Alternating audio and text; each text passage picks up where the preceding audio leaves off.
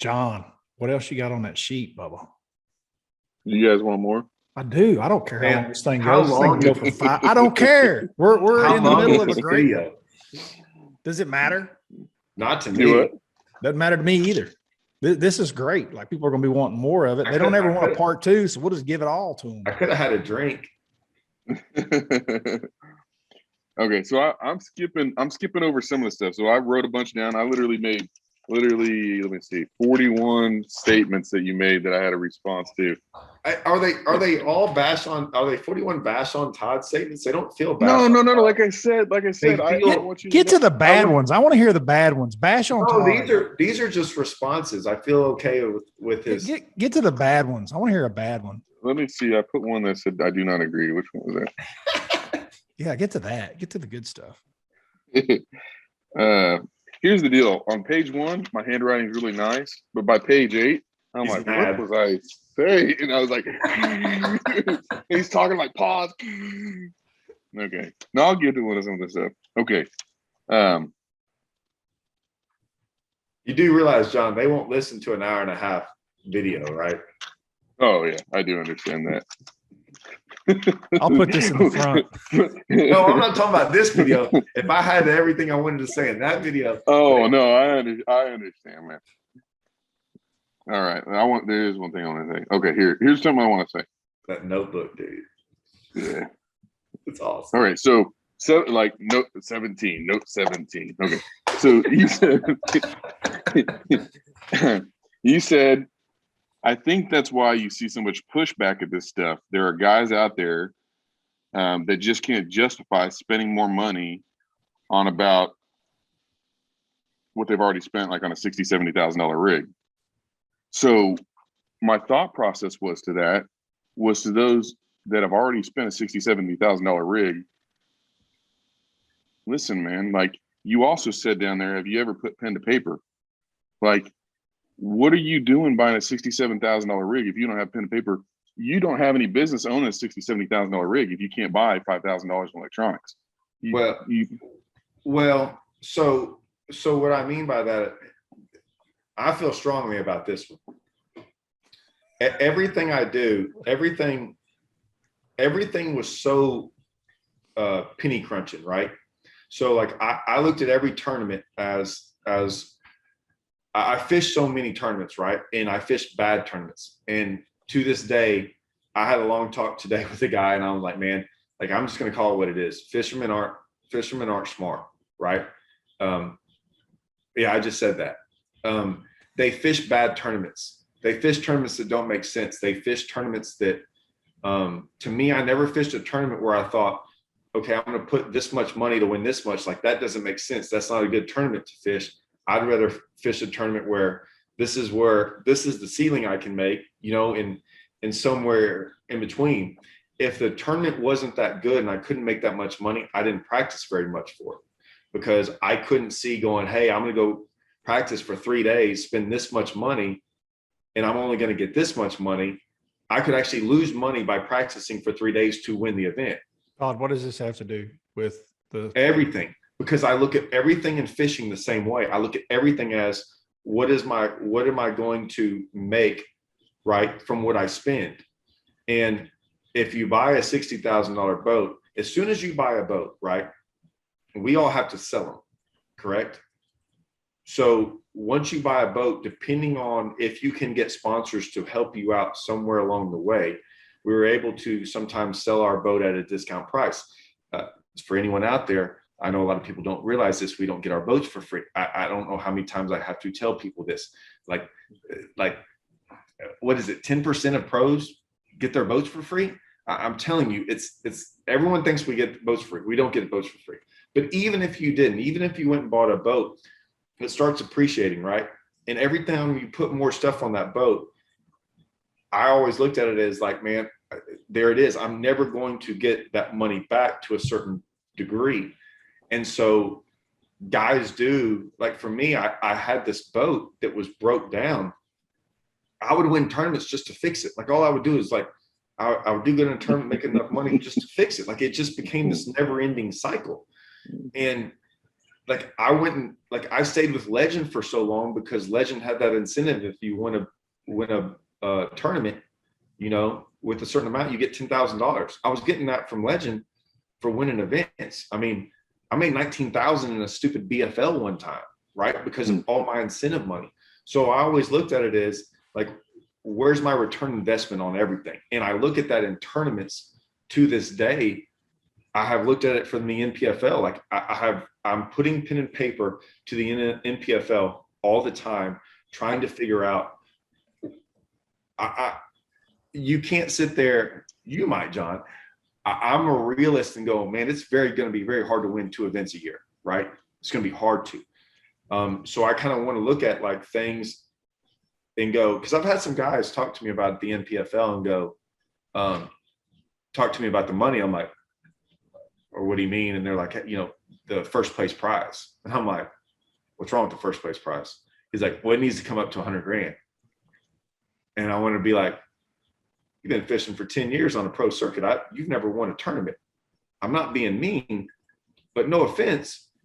In 10 years, if you ain't never won a tournament, why are you worried about what first place pays? You know what I'm saying? I'm sure John, when he got that $50,000 check, wasn't going, thanks a lot, 50 grand, I could have won 100. Like no one's ever complained about first place of winning 50 grand. I'm sorry, no one's going to do it. So I look at all the money and in return investments, and I looked at it that way as well, of going, I understand that like once you did all that, but it was still like you say, you remember it's different from getting just a live scope, right? I didn't say buying one live scope was that bad. It wasn't that. I talked about how many graphs they had. Right. But so now you have 2 graphs in the back, 3 graphs in the front. You got to have live scope. Now you have to have 360. Now you have to have, and so it started to become where my point was, I understand that part. And I said, and if you look back, I'll say, I'm not that upset about that. What I'm upset about is it's 5 now. Is it 6 next year? Is it 7? Right. Does something come out to where you now need something else to put on there, because that's the deal. And so, yeah, it might, because it used to just be 1 and 1. And then when you start having 2 in the back, it was kind of a big deal. Well, now it's 2 in the back, 3 in the front, but you also have to have different units, right? You have to have your 360 with your live scope. I know they're interchangeable now, like Humminbird come out with whatever. I don't care about all that. I'm saying, when will that part of it stop? And now you're looking at going $10,000, $15,000, $18,000 of graphs. And I didn't know where it would, I said, I don't know where the end game is, because the end game will never stop, because technology will never stop. Like they are going to get better. And so a little bit of it's on the money side, but then a little of it is there a point where ability gets taken away, like the talent part? Not that there's not talent in learning all that stuff. It's just, as the intuition is the word you're using. Huh? You used intuition. You used intuition. Well, me and Hallman are big. Back in the day, that's what it was, right? I thought the best fishermen in the world were the guys that like knew how to. Dude, there's just some guys out there, man, that are just phenomenal. Like they just show up to a lake and they're just like like on it, and they didn't do what everyone else did, right? They're out there doing their own thing. I saw Souckup do that in Florida. I was like, this is scary. Right. Like, and so like I said, there's so much, I couldn't fit it all in one video, but I still believe that like at some point in time, you know, where was the end game? I had one guy comment today and he really made me mad. And just because of his comment wasn't what I was talking about. But what I wanted to tell him is you can go catch for a young kid, right? I believe I thought about this. I didn't put this in the video. As a young kid, you could take a 14-foot boat, a bass tracker boat with a 40 horsepower, go enter any of these tournaments, right? You can go enter a bass champs like we have down here on Raven, right? and fish some of these events with a $100 combo rod and reel, very few tackle, very, whatever, and go win an event, right? Because you could have a $300 rod and a $300 reel, but you can still catch a fish on a $50 rod and a $50 reel in the bare minimum. There's options. Yep. Tell me the option. Tell me the option of the bare minimum of a 360 and a live scope and those things. There is no bare minimum. It is what it is, and it's not $30 or $50. It's thousands. I'm not knocking it. What I was saying is there's not like you can go. There's not those steps involved, right? It's not like you can get by with this. It's either you got it or you don't. And I'm just saying, like, from reading the comments, there's so many guys going, oh my gosh, I just can't justify. And it wasn't necessarily tournament fishermen. Like, a lot of these guys weren't, most of those guys on YouTube don't fish tournament. They were just going, it's hard for me to justify that. Like I said, they were really more or less going, they were all over the place. It was money some, it was they liked the old school of fishing.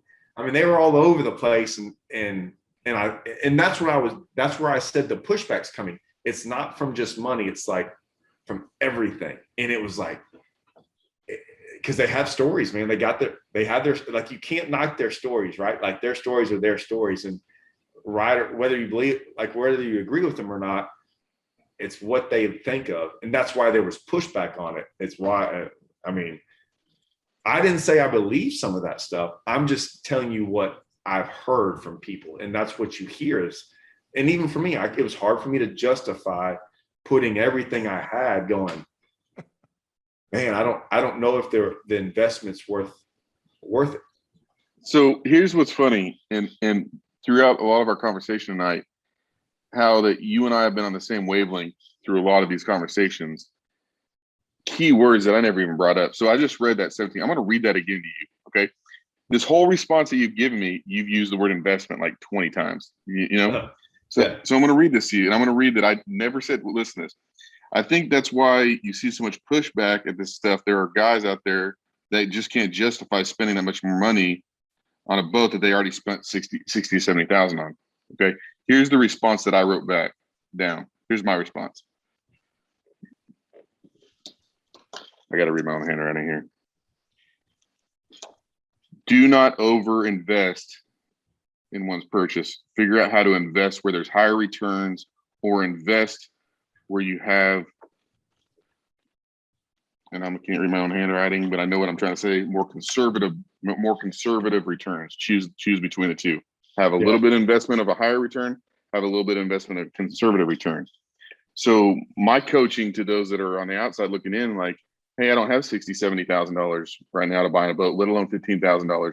My statement to you is not to you individually, but to those that are listening would be, if you have a $60,000, $70,000 boat and you can't afford $5,000 in electronics, then you've over-invested already. You've actually created a liability in your life, and a liability to yourself as a fisherman. And here's why. We are in the technological age. I 100% believe in the intuitive fisherman and the intuition, 100%. But I also believe, and I've seen it too much, that you have to know your electronics. Nowadays, it's not good enough just to be an intuitive fisherman. And it's not just good enough. There's a lot of guys out there that are just good at their electronics. Matter of fact, some guys are just too good with their electronics, but they can't catch a fish to save their life. You have to be both. You have to have intuition and know your electronics, know all your accessories. It's not just your electronics. Now we all got 2 poles. We got, we got things everywhere on our boat, charge systems, all the stuff that we got, battery systems that we have to learn how to work with. So what I'm getting at is, if you are looking at this and you're a guy that's like, man, this money is this mountain. Okay, chop this mountain down and actually apply it, just like you were saying, to your life in real time. What are my goals as a fisherman? Are my goals just to catch more fish? If they are, man, you don't have to have a $70,000 bass boat to catch more fish. You actually don't even have to have a live scoop to catch more fish. You really probably just need more time on the water. So, time equals money to some people most of the time, right? So make yourself more time by spending less money and go have fun and enjoy fishing. Now, if you want to be a competitor and you want to get in that pro world, there is no way of getting away from the technology once you hit that certain level. No, not anymore. Yeah, so and a lot of people got brought up the pro stuff, and I'm like, the only time I brought it up was with Iconelli saying what he said, mhm. and he was talking about being on the elites, and I wasn't on the elites. The problem was he wasn't on the elites fishing. I was fishing in an open against him, and as a young broke kid, for him to say that, I'm like, well, yeah, I agree with you there, but now you're fishing on my level, and so sorry, you said at one time, like you're like, hey, once you're here, it's not about his exact word, pretty close. He was like, we all have the same stuff. It's not about that. It's who's the best fisherman is basically what he said. And I'm sitting here going, boy, man, like you ain't in the same boat as me, right? And that because it like that one comment, that's the only where I came from, because I was sitting here going, no, that ain't true. Like it's not about the most talent, because I don't know if I'm even get to weigh in on this event. Plus, I broke down and practiced the whole time. Like it was a whole mess. But I was like, it's for me at that time, dude. It wasn't that. You're not normal with live scope. Like you're not the average guy. That's a compliment. Like that's like the biggest compliment I could give you. So you look at it as I'm making, look at the investment in return. You think most guys are going to get that return? I like the way that he put it, because we're in a different age. And so I never thought about it the way he's thinking about it, but he's right. Like if you've got a limited amount of funds and you want to do this at a high level, even if it's in your state level fishing tournaments, it's the same thing as what you did all those years where you analyze tournament circuits as far as who pays what, where's your best shot of making money, those are the ones you're going to fish, where you spend the least, have the opportunity to make the most. John's saying the exact same thing in 2021, that when you go purchase a boat, you need to look at fully the same thing to take advantage of where can I get my highest return. So I need to spend this much on electronics and I need to spend this much on a boat because this is my total budget. So somewhere in here, so my boat needs to cost, my electronics are going to cost A, my boat got to cost B, so that I come out at C. And if you approach it that way, he's right. Like guys never had to think about it that way before. No. To that extent that where you are today. And he's totally right. I mean, he is. Like where I live, I need a bigger boat than more. My biggest concern is a bigger boat. The waves. 100%. Like just fishing some of the lakes we do. And the reason I say that is my boat, when I had that older boat, I'll never forget. And a little bit's just because of having an older boat, but I couldn't make it to fish. Like I start off that morning and I go, can't make it there. And a lot of it was because I knew my risk reward wasn't worth it, right? I could go there, win the tournament, break everything on my boat. I might or might not win, but I can't fish next week because I don't, you know what I'm saying? So like right. the risk reward wasn't worth it. There was no risk. It was going to break. Where does that point look like? And do we like that? Do we like where we are in 5 years from now? You know what I'm saying? Yeah. I don't know. So one thing that's interesting that I haven't shared yet, and Bradley knows this a little bit more, is that in 2017, I qualified for the 2018 Forest Wood Cup. That was on Lake Ouachita, if I remember right. Okay, yeah. It was, you fished on Ouachita then. Yeah, Ouachita. Yeah, okay. So in 2017, we talk about breaks and faith and things working out. I qualified for the championship. I had a mediocre Costa season. I couldn't practice that much, just, like the 30s or whatever. I just went in and I wasn't going to fish the championship because my dad had been diagnosed with cancer.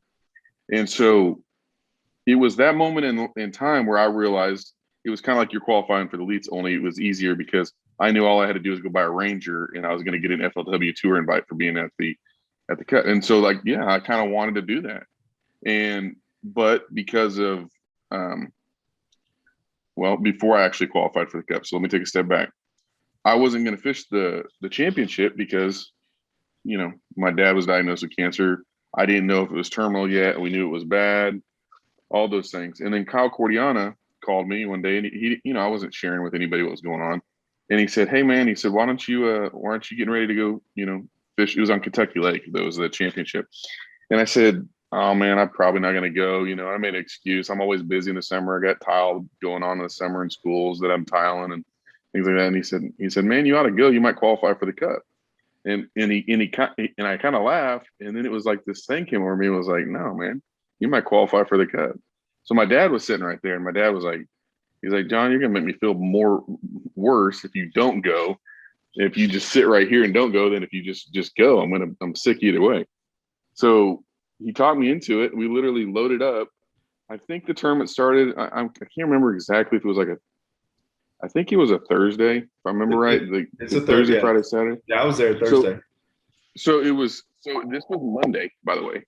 So Monday, I called my co-angler, and we don't get to practice on Wednesday. I don't even remember that. I promise you, I've been to every one of them. You don't get to practice on Wednesday. So maybe it was Sunday then. Okay, because I got. So here's what happened. I loaded up. I called my co-angler. He was an older guy. He had qualified as well, but he wasn't going to go if I didn't go. He knew my circumstance. So I said, "Hey man, my dad's talking me into it. I'm going to go." So we loaded up and drove off. Now listen, my history of electronics is this. I didn't know what the heck I was talking about when I was at the Bass Nation National Championship in 2009. I had a little 7-inch Lowrance. I remember what's her name from Lowrance coming over every day and doing updates to it and doing a couple of things. Oh man, that's pretty cool. But Ben Parker happened to be in the boat next to me, networking, right? Well, when we left, immediately Ben qualified for the elites. And that time he was introducing me this thing called side imaging.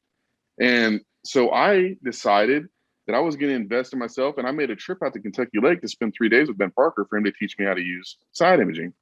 And I think when I left, Alton Jones was rolling in. So like I said, this is all the way back in 2009. So I had that trip. So then I bought me some Humminbirds. And so I had like 898 and a 998, and I ended up upgrading to like 1198. And so I'm showing everybody the side imaging thing, you know, and I think I know what I'm doing, and I don't know what I'm really seeing. I think I do, but I really don't. And so for years, that's all I had. Those same electronics, those same exact ones for 09. Me too. So in 2017, with the same units, I drive out to Kentucky Lake. Never been there a day in my life. I put in the back of Big Sandy because there's a cabin back in there that we were staying at, resort kind of thing. And it's early in the morning. So this must have been Monday morning then, if you say Wednesday was an off day, okay? Because I just don't remember that. So we head out the back of the Big Sandy area, and we're going out to the main river. And, you know, I heard about Kentucky ledges. I'd never been on a Tennessee River lake, never, nothing. And dude, I'm looking down, it's early in the morning. I'm like, oh, wow, the water's green. Oh, wow, the water's brown. Oh, wow, the water's green. Oh, wow, it's brown. I'm like, oh my God. Oh my God. And people don't realize Kentucky Lake in the fall, they draw it down to winter pool. So like, you can't run the back of you can run Big Sandy, man. Yeah. No, I had no mapping. I had crossed over East Mississippi and I had no mapping. It's just, I had these Humminbird units that weren't working for me. And so I look up and I see a buoy marker, and I'm like, and I just sit down the buoy marker, and I'm just like, my heart's like doom, doom, doom. And I'm like, oh, Johnny, dude, I almost killed us. He's like, what do you mean? I was like, dude, that was not brown water. That was the bottom. It was like 6 inches to a foot of the bottom. And he says, well, what are we going to do? And I said, well, Johnny, I said, I guess we're going to fish like Okies. He's like, what's that? I said, see that point over there? He's like, yeah. I said, don't it look good? So we all over that point. And I brought out a spook, and I'm telling you guys, if God has not been with me, if this is not fate, first cast, I'm working at 3-pounder, 30 of them with it. You know, my co-angler's bait is like 30 feet away, and his goes, you know, this massive school. Now listen, I don't know anything about the Kentucky Lake of new. I didn't know anything about the carp yet and all this stuff. And so I'm thinking Kentucky Lake of old. So I'm like, okay, a 3-pounder, school of fish. That's what you see on TV, right? So I look up and I'm like, there's another point, looks the same. So I go to that point and I cast over there, and I did this like 7 points in a row. So at this point, I've got my hooks rolled. I'm not catching fish no more. By the end of the day, I have a group of 8-pounders come up, and one eats it, gets it sideways in its mouth, and it's got like 3 others in really crystal clear water, like trying to rip the spook out of its mouth. I don't even have hooks. I'm catching fish, right? And 8-pounders at that, by the way. So I get done with my day, my one day of practice, and Kyle Cordiana gives me a call. And he's like, hey, John. And first of all, you guys know how it is, right? I don't get calls from people. You know, no one's calling and being like, hey, man, John, let me give you some advice. So I'm like, what is Kyle calling for at the end of the day? And he's like, hey, John, he's like, how'd your day go? And I said, well, man, I mean, I don't know. I had, 30 bites, and I don't know how much weight I'd have had, 25 pounds or something. He's like, you're kidding me, right? And I said, no, man, I was pretty good, I guess. Kentucky Lake, right? And he says, no. He said, dude, I have called 20 pros and nobody had a bite today. Nobody had a bite in practice. And I'm like, nobody had a bite. He said, whatever you're doing, you figured it out. And I'm like, oh, okay, man. He's like, dude, you just keep with it. You may win this thing. So the next day of practice, I load up and I drive to Nashville and I get myself an East chip. So I know how to run, and I make it back for about 4 hours of practice. I idle around. I find a hump. I make a cast with an A-rig, because you can throw an A-rig, in those things. And I catch a 4-pounder with an A-rig. Next cast, I catch a striper. So I'm done for the day. That's it. That was my practice. I go back on day one, and I can't remember if it was day 1 or day 2. So forgive me for not remembering exactly. My head is not everywhere in this tournament, by the way, guys. Day 1, I catch like 12.5 or 13.5 pounds, something like that, all in the spook, same spots. Brian Thrift comes in with like 27 or 29 pounds. He's blowing the tournament. I missed what tournament you were in. And all I can sit here and think while I'm eating these almonds is that son of a buck better not be talking about that coastal championship on Kentucky. That I spent hours of thousands throwing a spook on all kinds of shallow bars and couldn't catch a fish. And you went out there and did that. Go ahead. That place was a gar hole. No, I was. It wasn't. I didn't have schools of them. I had a lot of singles on a lot of like big ones, like single. I could get singles. By the time the tournament came around, that's what it turned more into, was the singles. So on day 2, I'm getting this wise idea because I'm down 13.5 pounds. Then I'm going to make this long run and just like go for gold, like go for broke, throw an A-rig all day long, because that's what Brian Thrift did to catch his 27 pounds. I literally get to that hump. I'm flying by that hump that I want to go by. Like, I'm literally not going to fish it, but it's my magic hump. I ended up calling it my magic hump. And I'm flying by it, and all of a sudden, all the alarms go off in my boat. And I just I had ran oil completely out of my engine. I had no oil in my engine, dude. So I look up. I'm like, okay. Well, I troll over there. I take my A-rig, and I throw it in first cast. 4-pounder. I put it in the boat. And I throw back out there, boom, double up on stripers. Every day I went to that hump on my first cast, I catch a 4-pounder. And then after that, I catch stripers. And so, dude, I spent the rest of that day, it would let me go about 25 miles an hour, but I couldn't go over about 25, 35 max before, it would cut me down. So I was right there by the bridge because I couldn't go very far. So I went ahead and fished around my day, and I got in. I had 13 pounds, and I made it in. I made it in safe, but I just couldn't go over 30 miles an hour. I don't think, not at all. And I'm sitting there and I'm watching the weigh-in, and only the top 10, I think, fish on day 3. Is that right? Yeah. And I'm sitting there, and I'm in like sixth place after I weighed in. And it's like, oh my goodness, dude, I might be in the top 10. So then I started freaking out. I was like, I don't have no oil in my boat. So I drove off from weigh-in, and I started basically knocking doors. There was a marina down the street a little ways, a few miles down the road, and they had some oil. So they got the oil to me, and I got that in, and I came back. And when I come back to weigh in, I'm still in 6th place after I've been gone for an hour. And I come back, I'm still in 6th place. Nobody caught a bass there but you. Yeah, dude. I sit down and of course, Pangrak's already texted me. He's like, man, you made it. You qualified, man. And I'm like, dude, there's tons of people to weigh in. So I sit down and I'm watching the weigh in. I sit down. The next 2 people, boom, bump me. Now I'm in 8th place. I was like, I can't sit here no longer. So I left and I sat in my truck. And sure enough, man, I ended up in 8th place after day 2. And then day 3, I only caught 1 fish, but it was like a 5-pounder. But like I think that Bradford Beaver's the guy that won. He caught a limit, but I don't think Brian Thrift blanked. No, everybody blanked. There was only like 3 of us that caught a fish today. And so I ended up in 6th place is where I ended. And that's how I qualified for the Forrest Wood Cup. What made you think Thrift caught that 20-pound bag on an A-rig? Oh, rumor or something. Who knows? I can't remember. He caught it the same way you found all them giant fish, dude. You hear me? You see me? Did he? Yes. That's how he crushed them, the same way you were getting 8-pounders sideways. Yeah. I guess I used to listen to Doc Talk. You know, I don't listen to Doc Talk. Caught them all freaking spooking. Yeah. Yeah. So I tell. Go ahead. Todd and I were there. This was when we stayed at Boogie Nights. What's the name of that place? Oh, Boogie Nights. We stayed at Boogie Nights. Yeah. Dude, this was before we were videoing, but we were almost videoing at Boogie. No, we took pictures at Boogie Nights. Me, you, and Cecil. You remember that? Was it? Yes. Well, I stayed there twice because another time was with Nick Aber. That was before. The championship, the Suckup championship was this one. We stayed at Boogie Nights. Yeah. We stayed at Hank Williams Jr.'s cabin, dude, basically is what it is. Boogie Nights. Him and Kid Rock come down there and hang out. Yeah. And, dude, me and Todd had given you a damn boat. You go out there and catch. If you catch 12 pounds on that thing, dude, we'd have. My practice was okay. That place was horrendous. The only reason I semi can catch them that time of the year is because we used to have Strike King Riders Cups down there at the exact same time. So I did have a little bit of experience going down there and catching them that time of the year.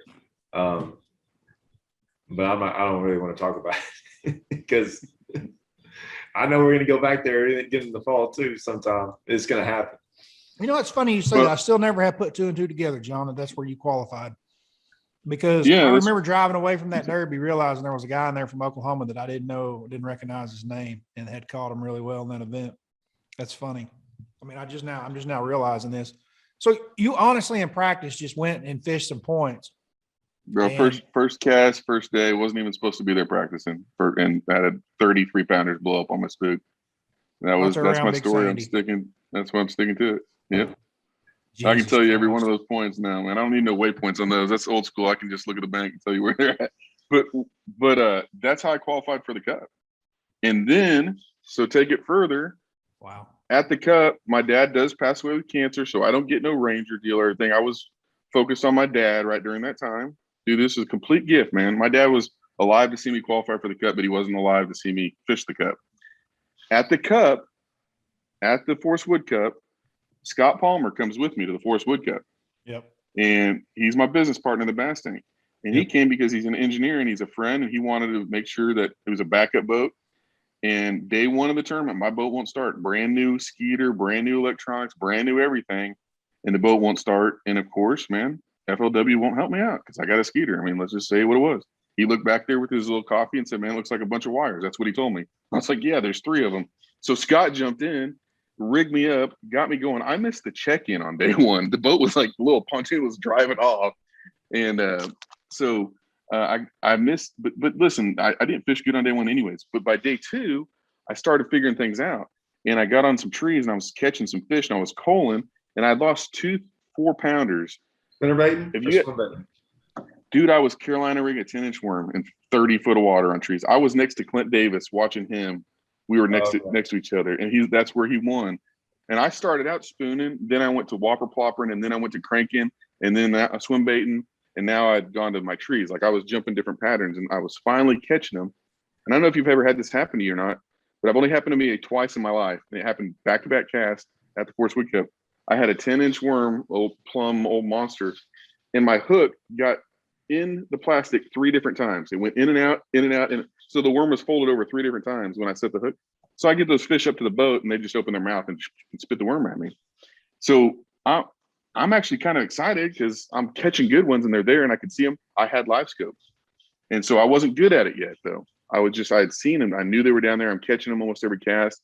I'm coaling, and then finally I catch a good one, and I sit down to coal.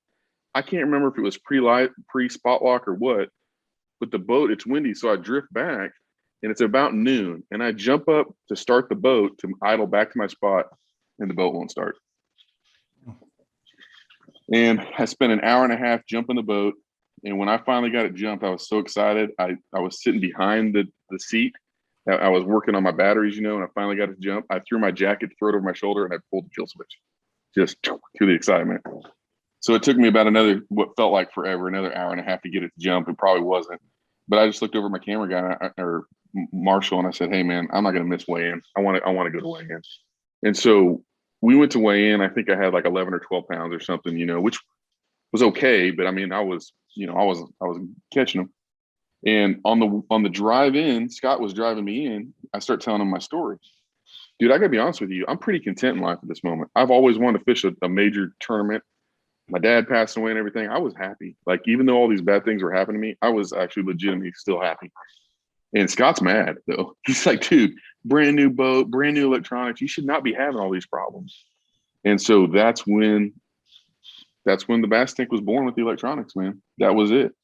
And I agreed with him, man. From the manufacturers on down, I should not have been having all these problems through everybody in the system. It wasn't just one person. It was like the industry had accepted this bad standard. And so that's when we created the bass tank as a solution in the technology era. And that's when I literally put all my eggs in that basket to learn the technology. I qualified for the Forest Wood Cup, not even having electronics on, not even really knowing how to run them. Obviously, I kind of started. I mean, dude, think about this, Todd. The guy that beat our ass was running over. By the way, all that brown water you're running off around, yes, it is 6 inches deep. It's also got stumps the size of freaking the front of a Ford pickup truck like that will tear everything you got out of the bottom of that boat. And they're like just scattered around. And this is I'm not being mean, but like, so although you remember, so they had a bunch of back then. I don't. They're foreigners. When I say foreigners, they're from different countries. They're Spain's there. Oh yeah, I drew one of them. I drew one of them. Oh my gosh, dude! And they turned those guys loose with every day, and one of them would be up on one of those bars because none of them had chips. And every day they'd have that FLW boat up sitting on one, and I just go, they'd be pulling them off. And every day I saw one of those because they had the flag. You could tell because they had the flag with their country on where their light pole was, and I was going, oh, someone's got to get those boys some chips, man, because like they are just running around. You see all of us in the river channel, and they get off the river channel and just go. Well, sometimes they go about 10 feet, and it's like, you're lucky you didn't do that for sure. That's a good story, dude. I've heard. But that's my story, man. And the point to telling it over and over and over again is that I truly believe that nothing can stand in your way, man. If your heart's right in life and you got your priorities in line, you're putting God first and you're working and you don't give up and there is no quit in you, you got the dog in you, you will find a way to make it happen, and it will happen. And I feel like I have, from listening to Todd's video, I feel like I genuinely have had both of those stories in my life. I've been on both sides of that fence and seen myself come through that. And dude, I just felt like I want to share that, and I want to help motivate other people that it can happen to you too, like it's gotta happen. This industry, we need fandom, we need guys that want and desire to become the next Kevin Van Dam, right? If that doesn't happen, then Todd doesn't get his royalties and the things that he's doing by designing his baits. And like those are things that we all need as professional anglers who, once again, are making our living, not just cashing checks, but we have investments in the industry. But like I said, and maybe I need to tell some of those stories. Like maybe I don't. Like I said, I haven't. Not that I haven't wanted to. I just don't really know, I guess, where it fits in. Like it's, dude, it like I feel like I wrote down the same thing here with like not making excuses that like this is like you hear about the puncher's chance, like you've got a puncher's chance. Like it's like one win, one turn of events, one punch, and it can make your career. And if you're right there, it's happened for you. You talk about negative things, but dude, there's been so many positive things that I don't. Your name's synonymous with winning. Your name's not synonymous with doing good. That's what you're not. Your name's not synonymous with just doing good. Here's the thing, John. I had to make a 20-minute video, and this is a 2.5 hour long video. this one's like way over. I'm like, God, oh my God. But see, now you kind of see the problem is that like it's always hard to tell the full story on those things, right? It's always hard to tell. It's a very hard process for me and Holman that we've been doing this is trying to get your thoughts out in 20 minutes on a video, and really compact it all in. And you can never get the essence of, you can't really get the essence of all of us, right? It's very hard to do that. And what I hope in time is that by enough videos, right, by enough time with all of us, guys start to see, like, if you didn't know us, right, and you just got in on our conversation, like that preconceived notion of listening to other people and then hearing us, I think a lot of people, my wife said this, they go into these videos with maybe like being scorned, right? Like they had a bad experience with a pro, right? And then they look at you as a pro and go, their negativity towards you is because of something else, right? Something, and Hallman told me about that. Like, you never know what someone's going on with in their life. I listen to you, Hallman, by the way, right? I listen to you. Okay. I take your advice. And so it's hard because they don't really, when you know someone's background, it's very easy to now then listen to them and understand where they're coming from. But it's very hard in some of our videos to get that across. And or do you want to sit there and listen to my whole story to understand where I'm about to talk about? So I think a lot of guys that have negativity towards some of these videos, they don't know who Todd Castledine. They care less who I am. They just hear me on there and they go, I hear so-and-so talking, they want to ban electronics. This must be what he's talking about. And I'm like, man, I never said one time anything about banning electronics. I never even talked negatively about them. I was just giving you some feedback on what I think some people are having issues with. That's all it was. And I think I'm hoping if people get to know now this and where we come from and our background, I hope over time through enough videos that they see kind of where we're coming from, you know, and they kind of like, they're a little bit more understanding, right? They're understanding of like why we say the things we do and where we're coming from. And it's not like me and Hallman never want to be those guys that just go out there and bash stuff. Like that's not what we're doing. But I'll be honest with you, John, I don't know how to, I don't ever want to tell them those stories because I don't want to come off as like, I don't know the word. It's not an arrogant, but it's like, I don't want to tell them these grinded out stories going, oh, well, you know what I'm saying? It's not that it's arrogant. It's like those guys that say, yeah, what have you done? And I've never even heard of you. They're from Pennsylvania. And like, I've never even heard of you. And you're like, well, I get it. I'm down here in Texas, but I've caught them a couple of times, but how do you say, hey, I've done pretty good without saying, hey, I've done pretty good? I don't know. It's just I'll be honest with you, I don't know how to approach some of that sometimes. I can only just be true. Like, I hope that my honesty comes out and that they can see that. And that's all I'm doing is just being honest and hopefully not BSing like I think a lot of people do. I'm being honest. I'm being honest. I love both of y'all to death, but this is the longest dadgum video I've ever made in my life. I have no idea how in the world we're going to finish it. I appreciate both of y'all being a part of it. It is now almost in the wee hours of the morning. And dude, I don't know how I'm going to wrap this up. It's been wonderful. John, with your cheat sheet has been extremely great. Todd, you have been at your very best of talking all tonight I've ever heard in a long time. Like you brought it tonight. So boys, I appreciate it, guys.